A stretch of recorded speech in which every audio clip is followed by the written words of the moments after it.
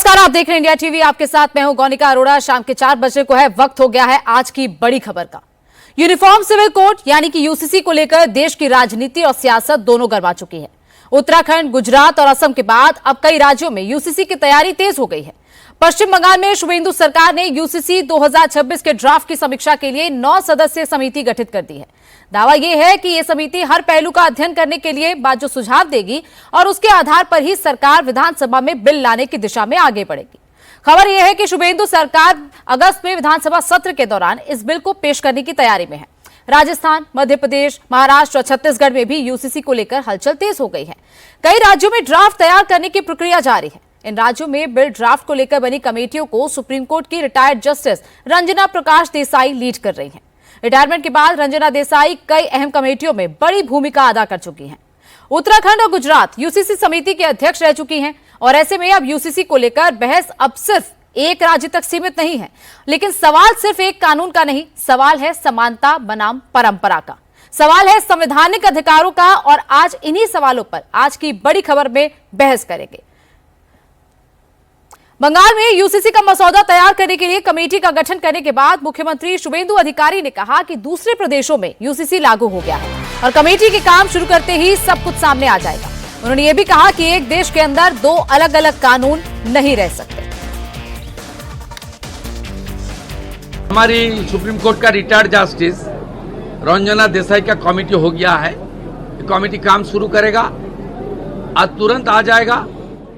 दूसरा प्रदेश में यूसीसी लागू हो गया है। ये एक ही देश है, एक ही कानून रहेगा, 2 कानून नहीं रहेगा। ये मान के चलिए, क्लियर, क्रिस्टल क्लियर है। बंगाल के मुख्यमंत्री ने साफ कर दिया है कि अब बंगाल यूसीसी लागू करने वाले देश का 4था राज्य बन चुका है, जिसके बाद अब बंगाल बीजेपी के बाकी नेता इसे देश भर में लागू करने की बात कर रहे हैं। देखिए, बंगाल सरकार तो पहले ही यूसीसी को इंट्रोड्यूस कर चुके हैं यहाँ पे एज ए बिल। अभी उस पर डिस्कशन होगा आगे आने वाले समय में, और हम प्रतिबद्ध है क्योंकि हमारे मैनिफेस्टो में, हमारे संकल्प पत्र में, जिसे हमने यहाँ पे भरोसा पत्र नाम दिया था, उसमें हमने स्पष्ट रूप से बोला है कि हम यूसीसी को लागू करेंगे। देखिए, गुंडा दमन कानून लागू हो गया, रिकवरी का कानून लागू हो गया, ये भी कानून आएगा। बंगाल नहीं, भारतवर्ष में यूसीसी लागू होगा। बंगाल के साथ ही महाराष्ट्र में भी यूनिफॉर्म सिविल कोड लागू करने की तैयारी तेज हो गई है। इसके लिए सुप्रीम कोर्ट की रिटायर्ड जज रंजना देसाई की अध्यक्षता में 7 सदस्यीय समिति का गठन भी कर दिया गया है। लेकिन अब एआईएमआईएम नेता वारिस पठान ने कमेटी के सदस्यों को लेकर ही सवाल खड़े कर दिए हैं। तो महाराष्ट्र के अंदर अभी जो कमेटी का गठन हुआ है, जो एक्स जस्टिस थे रंजना देसाई जी की सदस्यता के अंदर, उसमें आप देखिए तो एक भी माइनॉरिटी का है ही नहीं। एक मुसलमान नहीं है, कोई क्रिश्चियन नहीं है, जबकि 14 से 18% यहाँ पे महाराष्ट्र के अंदर माइनॉरिटी है। तो क्यों उनको एक्सक्लूड किया गया? क्या उनकी आवाज की कोई वैल्यू नहीं? क्या उनका जो बताने का तरीका बराबर नहीं? क्यों आपने नहीं लिया भाई उनको? उनकी भी तो राय लीजिए ना, मशवरा लेना चाहिए सबको, फिर उसके बाद आपको जो करना है करिए। और हम तो पहले कहे थे कि देखिए, ये असंवैधानिक है यूसीसी, ये है वायलेशन ऑफ आर्टिकल 21 जो right to live life and personal liberty की बात करता है, वायलेशन है आर्टिकल 25 का जो फ्रीडम ऑफ रिलीजन की बात करता है, ये वायलेशन है आर्टिकल 29 का protection of interest of minorities के जो संविधान का। तो ये तो उसका वायलेशन है। और आप यूनिफॉर्म यूसीसी बिल लाकर आप हिंदू पर्सनल लॉ जो है ना, उसको लाके आ रहे हो।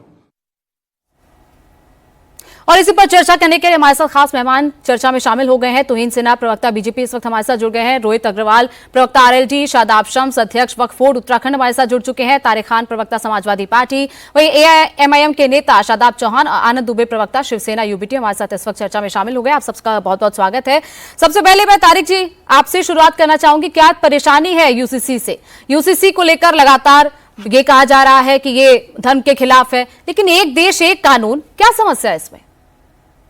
हाँ, देखिए, समस्या कोई नहीं है। जैसे अगर हमारे स्टेट में कोई ड्राफ्ट लेके आएंगे तो जरूर उसके बारे में चर्चा की जाएगी, मगर जब हम नीति निदेशक जो हमारा डायरेक्टिव प्रिंसिपल है उसकी बात करते हैं कि उसमें जो आर्टिकल 44 है वो कहता है कि यूसीसी को लागू करना चाहिए, तो आर्टिकल उसी में जो नीति निदेशक तत्व है उसी में आर्टिकल 48 भी है जो ये कहता है कि हमें गायों की बलि को रोक देना चाहिए पूरे भारत में। तो आप नॉर्थ ईस्ट में अलाउ करेंगे, गोवा में अलाउ करेंगे, उसको भी अप्लाई करिए।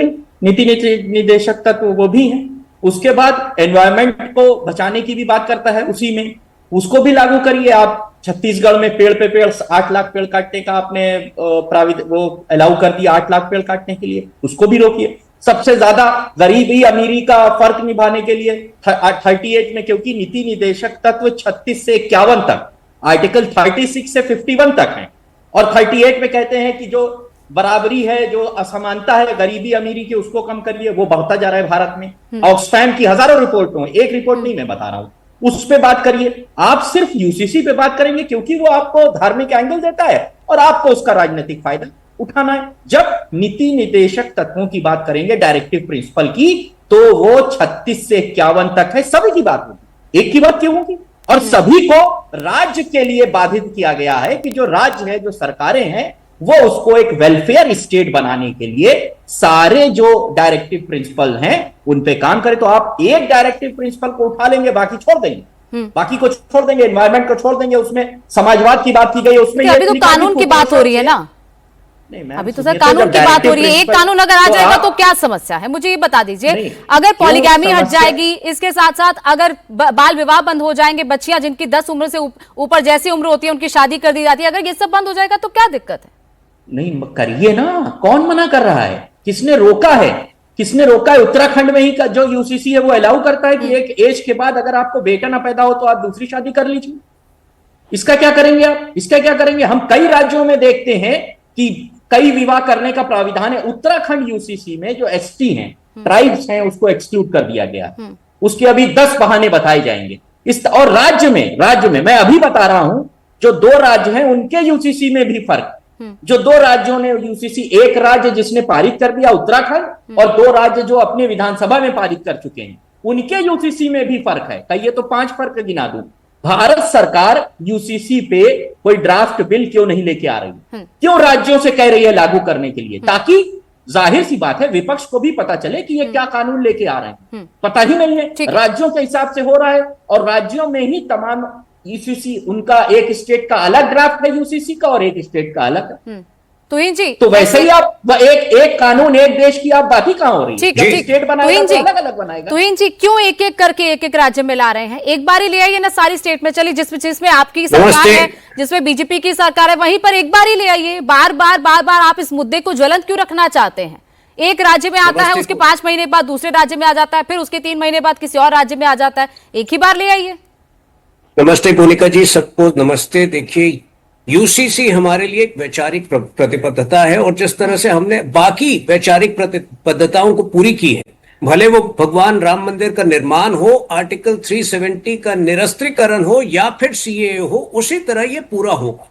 अब आप जो पूछ रही हैं कि अलग अलग राज्यों में एक एक करके क्यों आ रहा है, क्योंकि हमें पता है कि अगर राष्ट्रीय स्तर पर जब भी हमने इसकी बात की, हमारे लिए तो 30 साल पहले भी ये मैनिफेस्टो में था, जब भी हमने बात की, ये जो तुष्टीकरण में लिप्त पार्टियां हैं उसका पुरजोर विरोध करेंगी। आज लगभग 18 राज्यों में हमारी सरकारें हैं, और लगभग 9 राज्यों में अलग अलग स्टेजेस में यूसीसी पर चर्चा हो रही है, लागू भी होगी, और इसके उपरांत नेशनल कंसेंसस बनेगा, राष्ट्रीय स्तर पर भी ये लागू होगी। देखिए, 2 सुनहरे अवसर यूसीसी को लागू करने के लिए, यूसीसी जो आर्टिकल 44 ऑफ कॉन्स्टिट्यूशन द्वारा मैंडेटेड है, 2 सुनहरे अवसर हमने खोए हैं। 1955 में जब हिंदू मैरिज एक्ट आया था तब हमने खोया है, और शाहबानो केस में जब राजीव गांधी ने शाहबानो केस का वर्डिक्ट पलट दिया था तुष्टीकरण की राजनीति के लिए। अब जब 18 राज्यों में हमारी सरकार है, तो हम वो अपॉर्चुनिटी, वो अवसर दोबारा नहीं खो सकते हैं। और सरला मुदगल केस में भी सुप्रीम कोर्ट में 1995 में यही उस जजमेंट में भी हाईलाइट किया गया था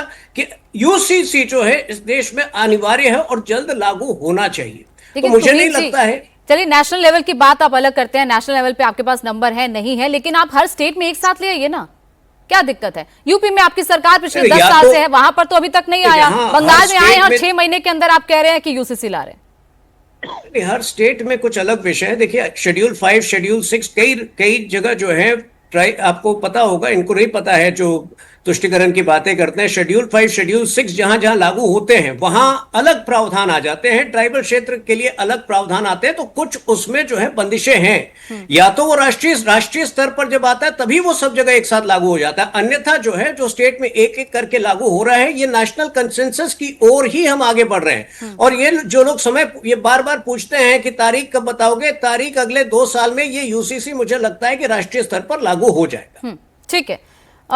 शादाब जी, आपके नेता ने बहुत बड़ी बातें कह दी और संवैधानिक तक इसको बता दिया, वारिस पठान ये कह रहे हैं, लेकिन वो हर आर्टिकल का जिक्र करते रहे, 25 का जिक्र कर दिया, 26 का जिक्र कर दिया, 44 का जिक्र नहीं किया उन्होंने। क्यों असंवैधानिक है? मोनिका जी, मैं स्पष्ट कर दूं कि आर्टिकल 44 जिसको कहते हो इसमें कहीं भी इंसिस्ट नहीं किया गया है और ना ही वो फंडामेंटल राइट है। ये बड़ी विडंबना है कि आप 25 से ऊपर 44 को रखना चाहते हैं। कुछ लोग कहते हैं कि 14 से बढ़कर के आप 44 को बनाना चाहते हैं, और सच्चाई तो ये है कि यूनिफॉर्मिटी भारत के डीएनए में ही नहीं है। ईश्वर ने जब भारत को बनाया उसमें अलग अलग वेदर है और भारत के अंदर अलग कल्चर है, अलग लैंग्वेजेस है। क्या आप सबको समान बना देंगे? Uniformity is not our DNA. अगर कोई यूनिफॉर्मिटी की बात कर रहा है, बताइए तोहिन सिन्हा जी, क्या उत्तर प्रदेश का नागरिक हिमाचल में जाकर के जमीन खरीद सकता है? बता दीजिए मुझे। आप तो बड़ी बड़ी बातें करते हैं। क्या आप जो आदिवासी भाइयों के पर्सनल लॉज को खत्म करने वाले हैं, आप ये बोलने वाले हैं कि यूनिफॉर्मिटी का मतलब ये होगा कि किसी को आरक्षण नहीं होगा, सब समान प्रक्रिया में आएंगे? सिर्फ और सिर्फ ये लोग राजनीतिक लाभ के लिए मुसलमानों की शरीयत में मदाखलत करना चाहते हैं, जो मेरा आर्टिकल 25 के जरिए मेरा फंडामेंटल राइट है, उससे ज्यादा बढ़कर कुछ भी नहीं है। मैं लगातार मैं तो इन अजी को चैलेंज कर रहा हूं कि वो ये कह दें कि यूनिफॉर्मिटी का मतलब ये होगा कि भारत में एक ही कानून होगा, आरक्षण या तो सबको बराबर होगा या किसी को नहीं होगा। ये आपकी जो दिल की बात है जबान पर लेकर के आगे दिखाइए ना।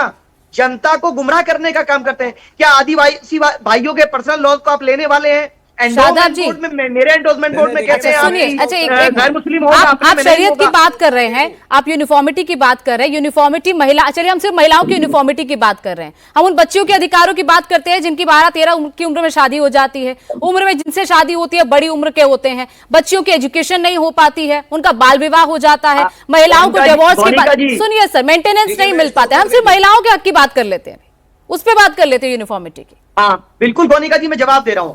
आपने महिलाओं की और बेटियों की चिंता की, बहुत जरूरी है। क्या कोई आंकड़ा सरकार के पास है कि सिर्फ मुसलमानों के अंदर 12 या 14 वर्ष की आयु में कितनी मैरिज हुई है?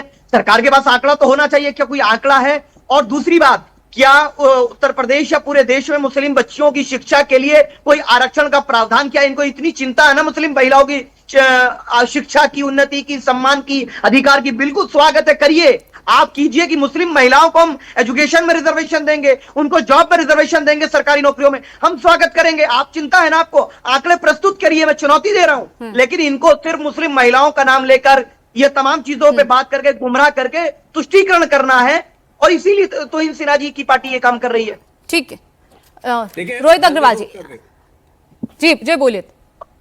देखिए मोनिका जी, मुझे एक बात समझ में नहीं आती है कि विपक्ष देश को गुमराह क्यों करता है। हर मुद्दे के ऊपर इनको राजनीति क्यों करनी होती है? वो तो आप पर आरोप लगा रहे हैं कि आप तुष्टीकरण की राजनीति कर रहे हैं, धर्म के नाम पर राजनीति आप कर रहे हैं।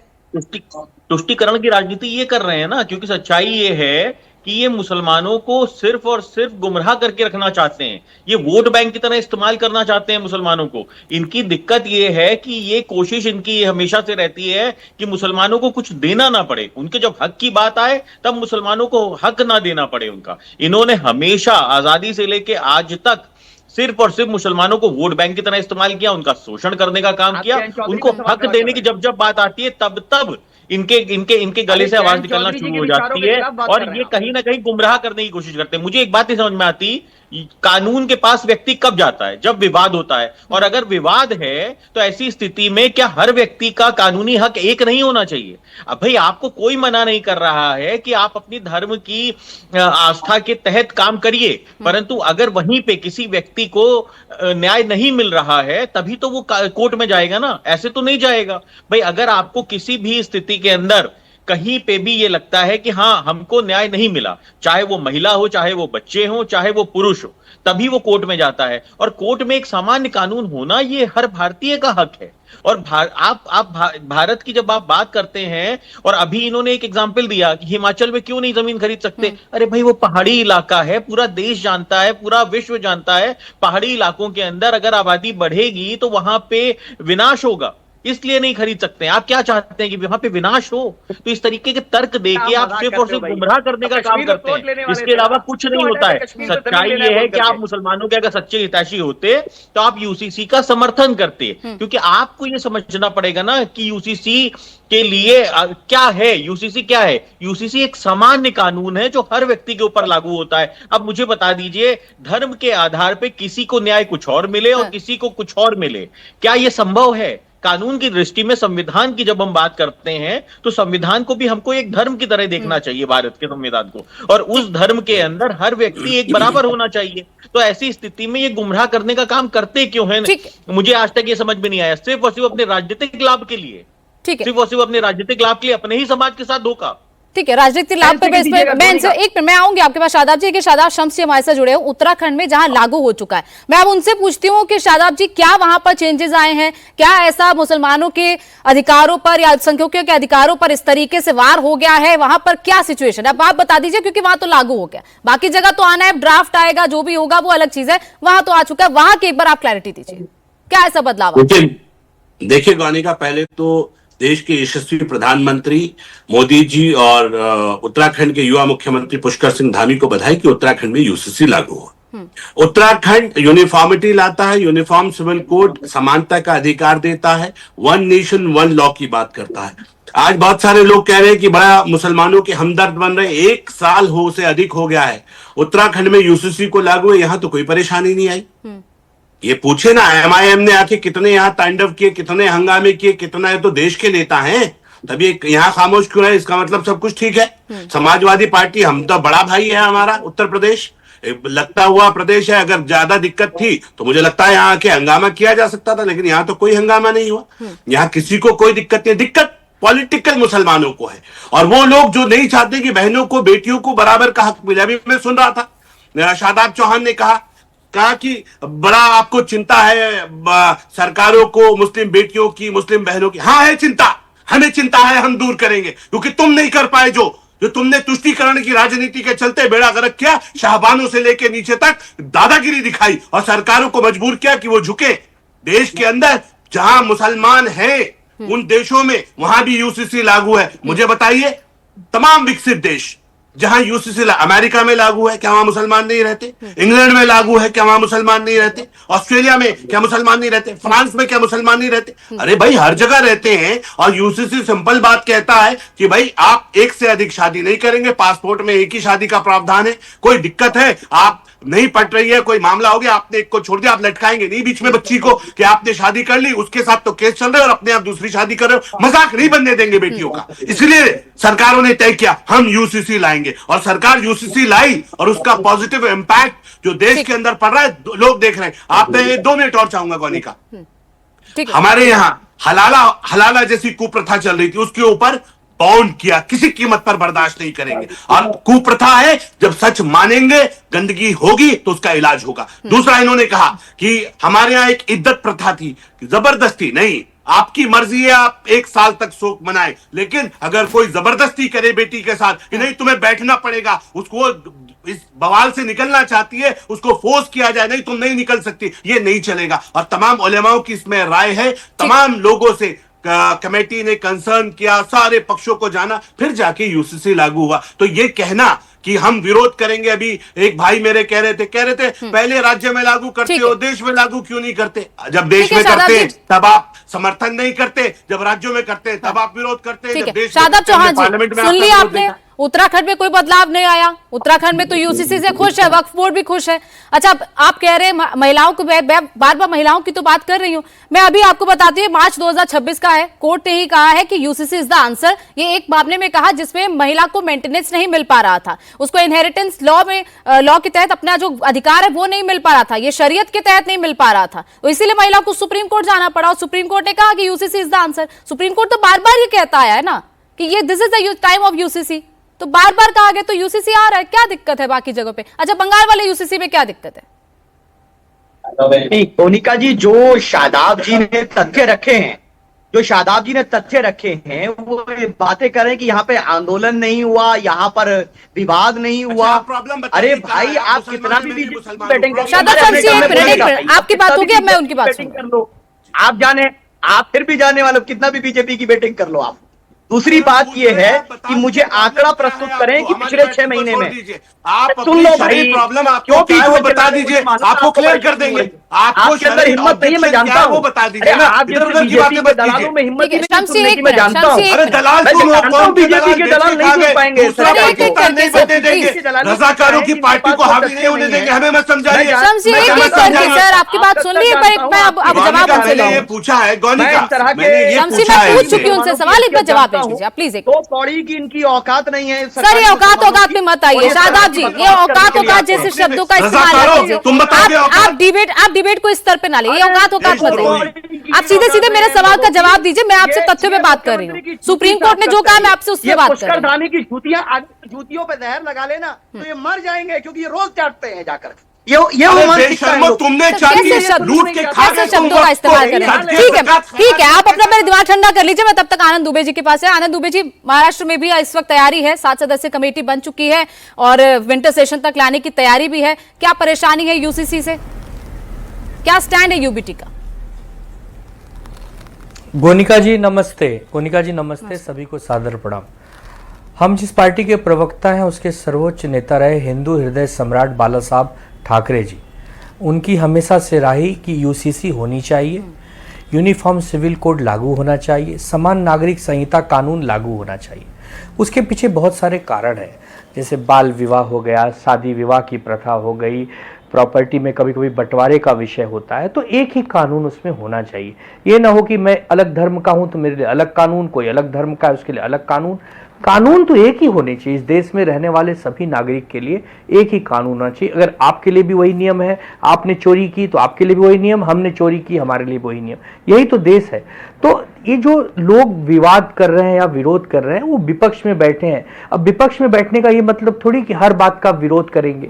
विपक्ष का काम है कि सरकार की कुनीतियों का विरोध करना। हम जिस धर्म से आते हैं, हम हिंदू हैं, हमारे यहाँ भी बहुत सारी कुनीतियां थी, कुप्रथाएं थी। हमारे यहाँ सती प्रथा खत्म हो गई, बाल विवाह खत्म हो गया, और भी कुछ कमियां हैं तो हम उसका सुधार करेंगे, संशोधन करेंगे। ये थोड़ी है कि अगर रीति रिवाज चली आ रही है बरसों से तो उसी को मानेंगे। दुनिया बदल रहा है, जमाना बदल रहा है, उस हिसाब से हमें बदलना पड़ेगा। अगर हमारे देश में अलग अलग धर्मों के लोग रहते हैं और उनके धर्म में बहुत सारे कानून उनके स्वयं बनाए गए हैं, जैसे मुस्लिम पर्सनल लॉ बोर्ड है, उनके कानून है, हमारे भी धर्म में शायद कुछ रीति रिवाज बने होंगे, लेकिन जब एक प्लेटफॉर्म पे देश होने के नाते हम आते हैं, हम नागरिक होने के नाते, सिटीजनशिप हमारे पास भारत का है, तो हमें भारत के कानून के हिसाब से चलना पड़ेगा।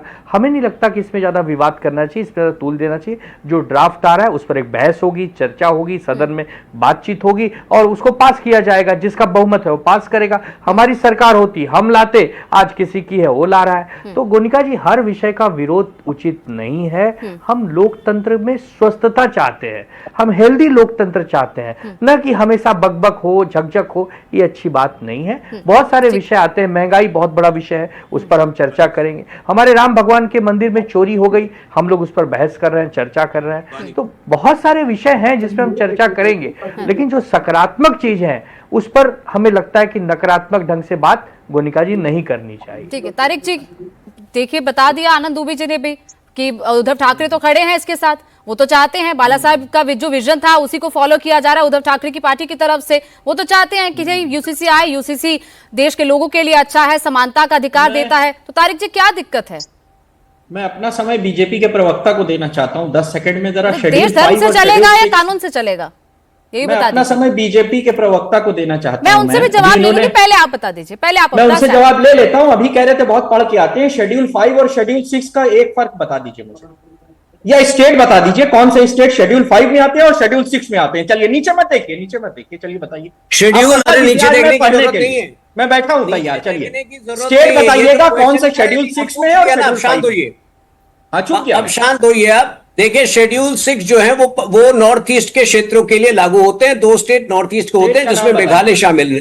शेड्यूल 5 जो है हर जगह जहां जहां ट्राइबल आबादी जहां जहां, अरे आप एंकर है कि आप कौन धोखे जवाब ले लीजिए ना तारिक जी, अब आपने पूछा है शेड्यूल 5 शेड्यूल 6 तो बता रहे हैं, अब जवाब तो ले लीजिए। कोनिका जी देखिए, तारिक जी इनको इंडिया टीवी में नौकरी दिला दीजिए। समाजवादी पार्टी का वैसे ही कोई भविष्य नहीं है, ये जो सवाल जवाब करते हैं इंडिया टीवी में नौकरी दिला दीजिए। देखिए, जब मैं बोलता हूं बीच में मत बोलिए। शेड्यूल 5 जो है वो मूल तौर पर सारे ट्राइबल लैंड्स पे लागू होते हैं और शेड्यूल 6 जो है वो नॉर्थ ईस्ट पे लागू होते हैं। उसको आप आर्टिकल 244 के संग पढ़िए, आपको समझ में आ जाएगा कि ट्राइबल लैंड में क्यों यूसीसी लागू नहीं हो सकता है। इसीलिए यहाँ जो है ना ज्यादा सवाल जवाब करना है, आप इंडिया टीवी में ज्वाइन कर लीजिए। ठीक है, तुहिन जी ने जवाब दे दिया। तारिक जी बोलिए, आपने अपना वक्त उनको दिया ना, बोलिए। अब उन्होंने जवाब दे दिया आपके सवाल का। अब आप मुझे ये बताइए, धर्म से चलेगा देश या फिर कानून से चलेगा? इन्हीं के भाई ने पूछा था, शदाब भाई, उनको भी जवाब दे रहा हूँ। हिमाचल में क्यों नहीं लागू हो सकता है? सर एक एक करके बोलेंगे वरना आवाज नहीं आएगी। भी जवाब दे रहा हूँ,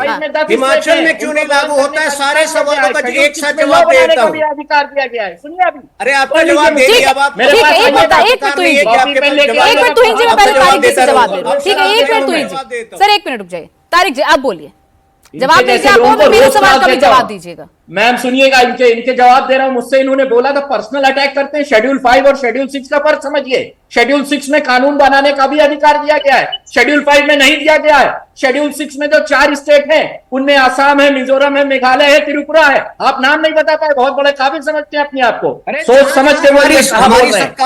बात आप नहीं जानते, कोई बात नहीं, माफ किया मैंने आपको। जब किसी को कहिए मत कि आप जानते नहीं है, आप जानते होंगे, इट डजेंट मैटर। सामने वाले को मत कहिए कि आप नहीं जानते, आप पढ़ के आए होंगे तभी कहिए, वरना सामने वाला पूछेगा आपको बताना पड़ेगा। अरे आप खान साहब की तरह आपके सवाल पे आते हैं, छोड़ दीजिए, आप नहीं जानते कोई बात नहीं। आपको मैंने दे दिया, मैडम के सवाल पे आते हैं। मैडम यूजीसी देश में आए, मैं नहीं चाहता। सर एक एक करके तारिक जी, जो जवाब पर्याप्त था मैंने धर्म से चलेगा या कानून से चलेगा, सिंपल सा जवाब दीजिएगा। 10 सेकंड में बस बाकी मैं बात बताऊंगी। बिल्कुल, मैं देश कानून से चले, बस ठीक है, कानून आ रहा है, ठीक है, ठीक, हमारे स्टेट में लेके आएंगे, हम जरूर उस पर रिस्पॉन्ड करेंगे। अभी हमारे स्टेट में कोई ड्राफ्ट नहीं आया, ठीक आएगा तो हम रिस्पॉन्ड करेंगे।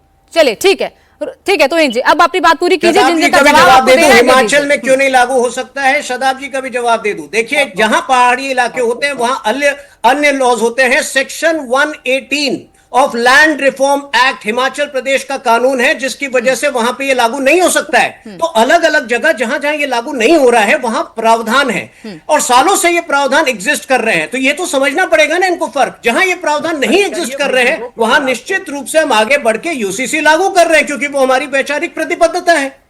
इसमें इतनी ऐसी कौन सी पेचीदा बात है जो इनको नहीं समझ में आ रही है? ठीक है, माध्यम से आप हिंदू आपको इसलिए समझ में आ रही है क्योंकि आपके नेता एक एक करके अपनी बारी का इंतजार कीजिए। बार बार शरिया लॉ की वकालत करते आए, इसलिए नहीं समझ पा रहे हैं आप। शादाब चौहान जी, तोहिन जी से मैं पूछ रहा हूं कि अगर आपकी केंद्र में सरकार है, प्रदेश में सरकार है, आप कह रहे हैं कि हिमाचल में ऐसा नहीं हो सकता, मिजोरम में ऐसा नहीं हो सकता, हमारी बाध्यता है, यानी आपका मकसद जो है यूनिफॉर्मिटी लाना नहीं है, आपका मकसद हिंदू आस्था को मुसलमानों पर थोपना है। अरे मेरे यहाँ 4 जायज है भाई, आपके यहाँ नहीं है, मैं क्या करूं? आपको मिस्ट्रेस रखना पड़ता है, आपको गर्लफ्रेंड रखना पड़ता है, मैं शादी करके इज्जत देता हूं, वो मैं क्या कर सकता हूं उसके लिए भाई? और भारत के हमारे तो सुप्रीम कोर्ट ने कहा कि लिव इन में रह सकते हैं, तो लिव इन में रह सकते हैं, शादी नहीं कर सकते। क्या गजब है लिव इन को लेकर उत्तराखंड में आ गया। देखिए, एक और अंतर मैं इनको समझा दूं। उत्तराखंड स्वतंत्रता, सुन लीजिए, लिव इन को इंक्लूड किया हुआ है ना उत्तराखंड में।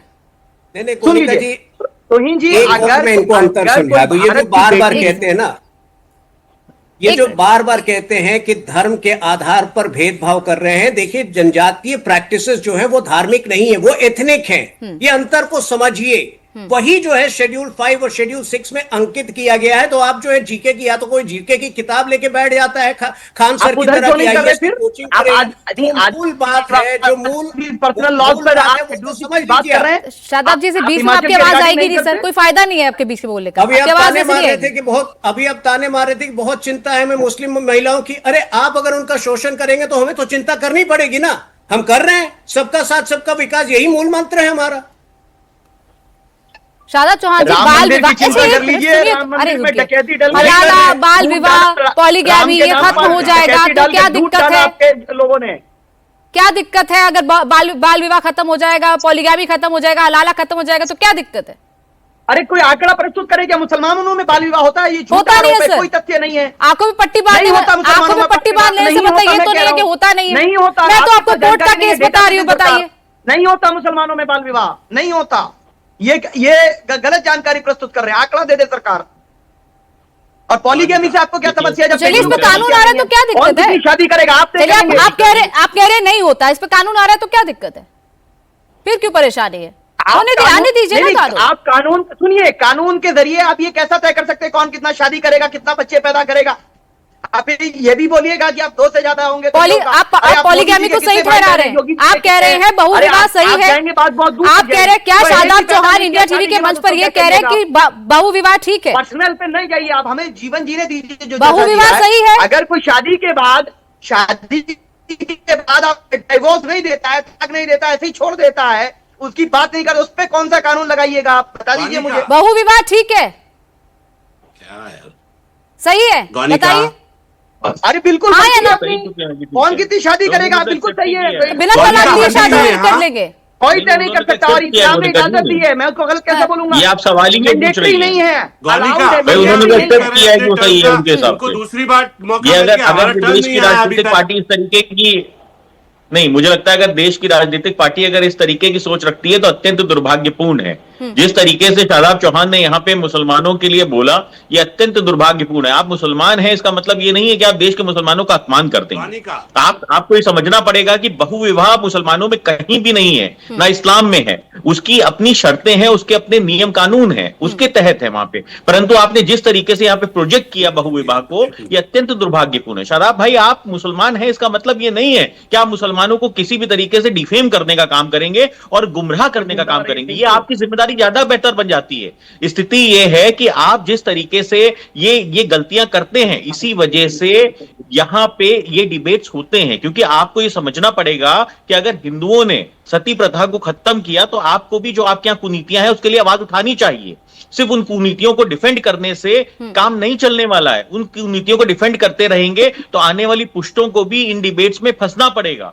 आपको कम से कम जिम्मेदार नागरिक होते हुए, क्योंकि आप एक राजनीतिक दल के नेता हैं, आपको जिम्मेदार नागरिक होते हुए इन कुनीतियों के लिए आवाज उठाने का पूरा हक है और आपको आवाज उठानी चाहिए। क्योंकि हर किसी भी धर्म में अगर कोई कुनीति हो, वो चाहे हिंदू धर्म में हो, चाहे मुस्लिम धर्म में हो, किसी अन्य धर्म में हो, उन कुनीतियों का अंत होना आवश्यक है। और ये समाज का ही काम है कि उन कुनीतियों को खत्म करे वो। परंतु इस तरीके से आप यहां पे प्रोजेक्ट कर देंगे कि हमारे यहां 4 विवाह हमारे यहां इजाजत है तो हम करेंगे, ये तो गलत बात है ना। 4 विवाह नहीं है इस्लाम के अंदर कहीं भी इजाजत। उसके अपने नियम कानून है, आप भी जानते हैं बेहतर तरीके से। उसकी अपनी शर्तें हैं, उसके कारण उन चीजों को आप इस तरीके से प्रोजेक्ट नहीं कर सकते हैं कि आप मिस्ट्रेस रख लीजिए और हम तो 4 विवाह करके एंजॉय करेंगे। किसी की बहन बेटी नहीं चाहती है, आप भी अपनी बहन बेटी के लिए नहीं चाहेंगे कि उसका पति 4 विवाह करे। परंतु जो नियम कानून है इस्लाम के अंदर, कम से कम इस्लाम को तो सही से प्रोजेक्ट करिए ना।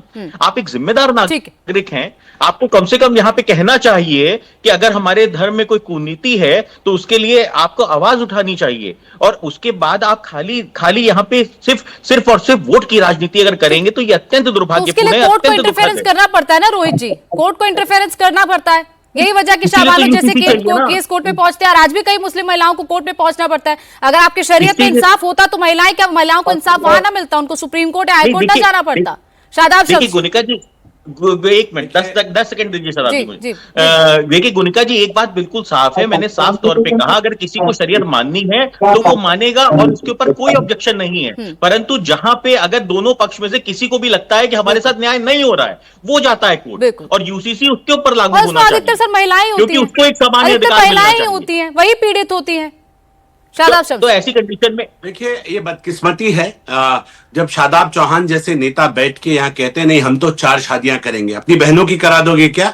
अपने जीजा से पूछो, वो कह देगा क्या? मत कीजिए ना ऐसी बात। आप किसकी बहन बेटियों की बात कर रहे हैं? अपनी बहन बेटियों की बात कर रहे हैं आप।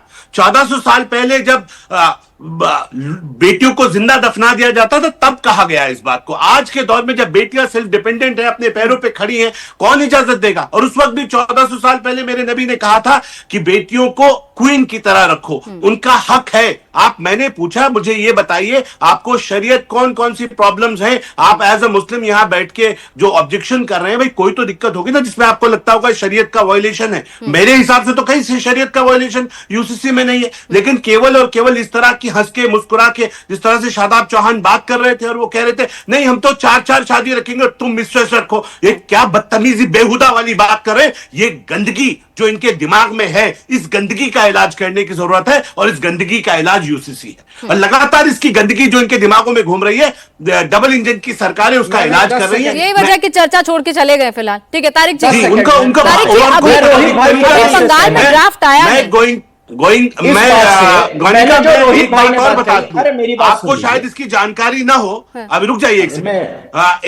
रोहित भाई की बात अभी मैं से सहमत पूछने वाला था, ये लोग जो सदके ज़कात खैरात का पैसा खाते हैं, ये लोग जो ओवैसी जैसे लोग, आप बताइए मस्जिद सुल्तानाबाद की जमीन पर मेरियट बना है, ये हमसे हक की बात करेंगे? ये चंदा चोर, ये सदके ज़कात खैरात का पैसा खाने वाले, ये हमसे कह रहे हैं कि हम जूतियां चाटते हैं, हम सच बोलते हैं, हम भारतीय मुसलमान हैं, हम भारतीय रह के मुसलमान मजबूत मुसलमान बनेंगे।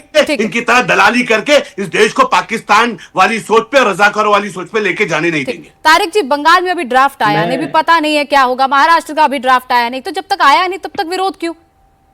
नहीं, आने तो दीजिए, पता तो चले उसमें क्या है। उत्तराखंड में आ गया, गुजरात में आ गया, असम में आ गया, उसपे क्या विरोध के पॉइंट्स है ये भी बता दीजिए। नहीं, कोई विरोध नहीं है। अब स्टेट अलग अलग होंगे तो कॉन्ट्रेडिक्ट करेगा, बस इतनी सी बात है। सरकार, केंद्र सरकार को एक ड्राफ्ट लेके आना चाहिए जिससे क्लियरिटी हो सब लोग। और ये भी कहा गया था संसद में, मैम, एक यूनानिमस सपोर्ट बनाने की बात, यूनानिमस सपोर्ट बनाने की बात खुद प्रधानमंत्री ने कही थी कि सिविल सोसाइटी से बात की जाएगी। आप संसद में सपोर्ट करेंगे? ड्राफ्ट आया नहीं है, आप पूछ रही हैं कि क्या है, आप खाना आया नहीं, आप पूछ रही हैं कैसा है। तो कह रहे हैं केंद्र सरकार ले, मैं आपसे पूछ रही हूँ कि कैसे लेके आएंगे? नहीं, लेके तो आए, हम बिल्कुल अपनी राय रखेंगे। और एक बात शादाब चौहान जो रोहित भाई ने कही एकदम सही कही कि इस्लाम को गलत तरीके से बिल्कुल महिला आरक्षण बिल जैसे गिरा, महिला आरक्षण बिल गिरा ना। एक अहम बात कह दूं कि शादाब चौहान की बात से मैं सहमत नहीं हूं, रोहित भाई की बात से मैं सहमत हूं कि इस्लाम को गलत, वो जो एक से ज्यादा शादी थी वो एक कंडीशनल बात कही गई थी उस वक्त में कि अगर जो जंगों में औरतें बेवा हो गई हैं, आप उनसे अगर इंसाफ न कर पाए तो शादी कर लें। बाकी इस्लाम ने कहा है वो बेहतर मर्द वो है जो एक औरत के साथ रहे, एक बीवी के साथ रहे। इसलिए कतई भी इस्लाम में ये कहीं भी नहीं लिखा है कि तुम बेवजह जाकर कई शादियां करो। बेहतर मर्द वो है, बेहतर इंसान वो है जो अपनी एक बीवी के साथ रहे और उसके प्रति वफादार रहे।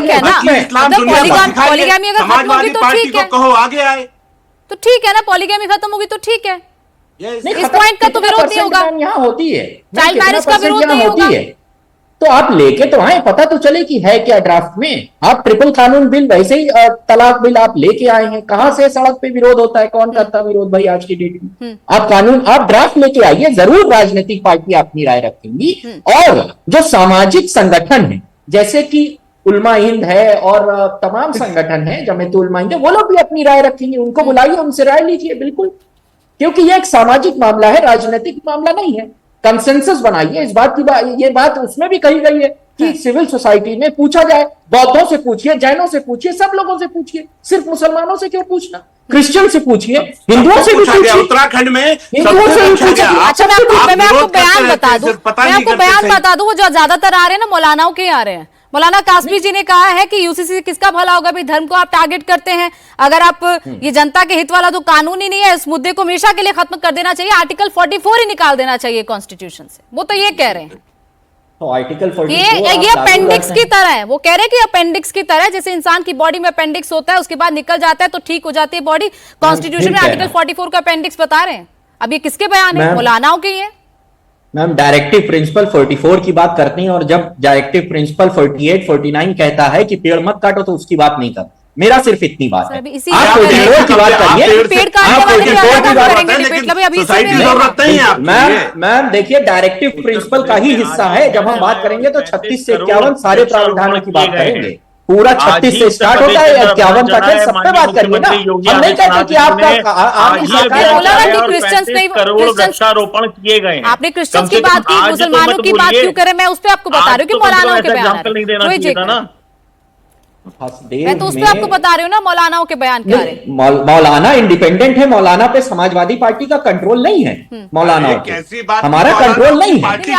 ऐसे बात संसद जो होती है, चलिए ठीक है, धर्म संसद होती है, उस पे बीजेपी का कंट्रोल नहीं है। या तो बीजेपी कहते हैं कि हम कराते हैं, अच्छा ठीक है, जिसमें खुलेआम कहा जाता है कि मुसलमानों का जेनोसाइड किया जाए। आपका तो वोट बैंक है ना, ठीक है। आनंद दुबे जी, नाना पटोले किसी कह का रहे हैं, भी तो वोट देते हैं। अच्छा, नाना पटोले ये कह रहे हैं कि ट्रांसपेरेंसी नहीं है, ट्रांसपेरेंसी लैक करती है इंटेंशंस पे।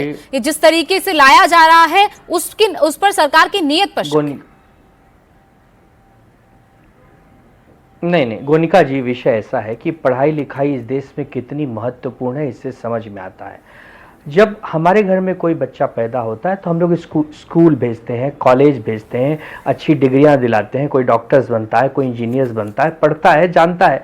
बहुत सारे मेरे मुसलमान दोस्त हैं, अच्छे अच्छे कॉलेजेस में पढ़े हैं, हम लोग साथ में पढ़े हैं, एक साथ खाए पिए हैं, तो हमें पता है कि पढ़ाई लिखाई कितनी महत्वपूर्ण होती है।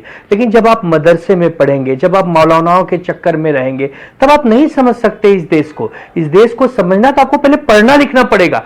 बहुत सारे मुसलमान भाई बहन पढ़ लिख कर आज डॉक्टर्स हैं, इंजीनियर्स हैं, बड़े बड़े पदों पर बैठे हैं, वकील हैं, तो उनसे जब आप बात करेंगे तो उनके बात करने का तरीका अलग है। लेकिन जब आप एमआईएम के नेताओं से बात करेंगे, उनके बात करने का तरीका अलग है।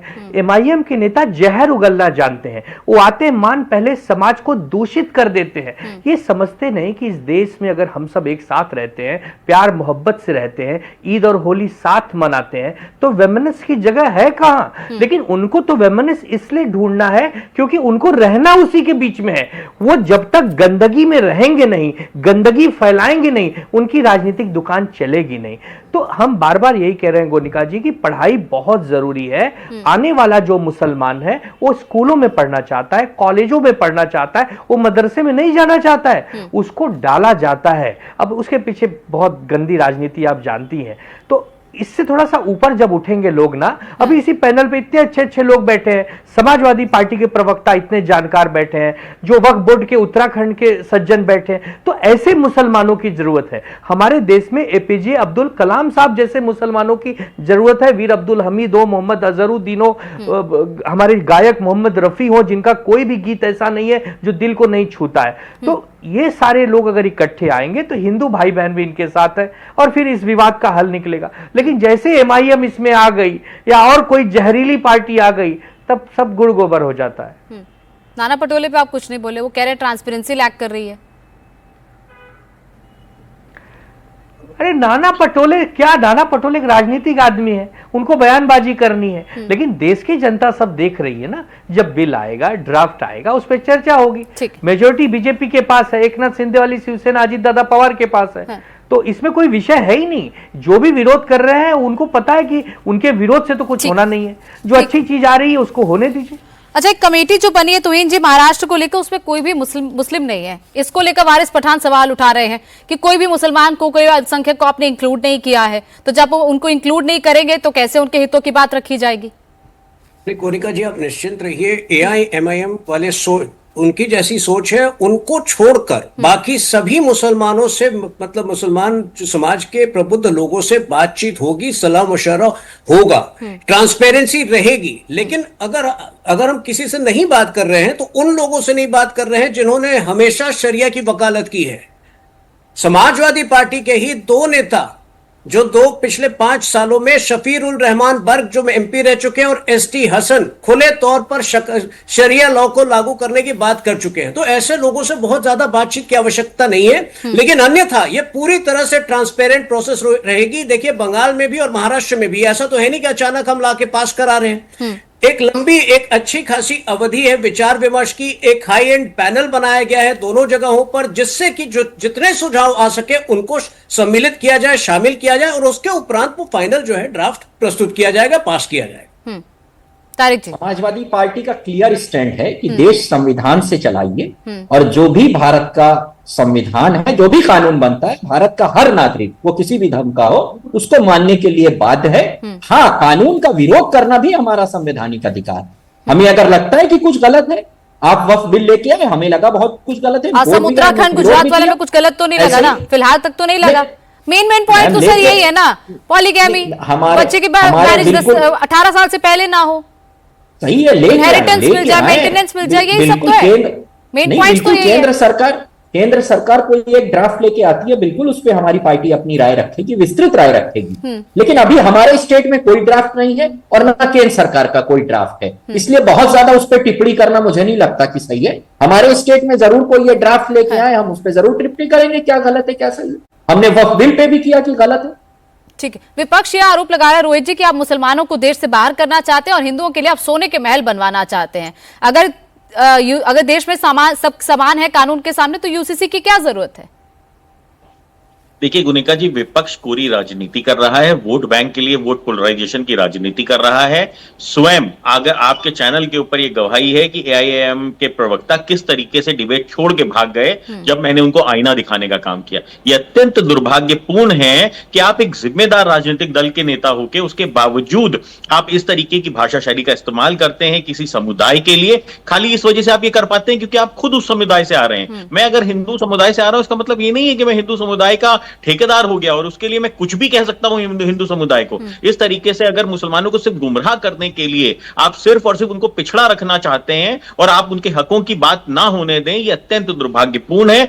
और ये आने वाली पुश्तें आपसे पूछेंगी। आज तो आपको वोट नहीं दे रही है जनता, और आपकी ये सिर्फ आपकी सोच है कि मुसलमान आपके साथ है। मुसलमान आपके साथ नहीं रहा, क्योंकि अगर मुसलमान का वोट एनडीए को नहीं मिल रहा होता तो एनडीए की सरकार बन नहीं सकती थी। आप जितने समीकरण देखने हैं आप देख लीजिए। तो इसलिए ये सिर्फ आपकी सोच हो सकती है। आप देश के विरोध में आप काम कर रहे हैं, आप देश के हित में काम नहीं कर रहे हैं, और आप अपनी कम्युनिटी के विरोध में काम कर रहे हैं सिर्फ और सिर्फ सत्ता हासिल करने के लिए। अगर यही डिबेट, अगर एक सार्थक डिबेट आप करेंगे और समझेंगे, कोई भी व्यक्ति बहुविवाह से समर्थित नहीं हो सकता, कोई भी मुसलमान परिवार नहीं हो सकता, कोई भी बड़े से बड़ा खेत की बात है। जिस तरीके की बातें शाहजाद चौहान ने की हैं, जिस तरीके की बातें उनकी तरफ से इस चर्चा में कही गई, चर्चा छोड़ के ही चले गए। आप सबका बहुत बहुत शुक्रिया हमारे साथ चर्चा में शामिल होने के लिए।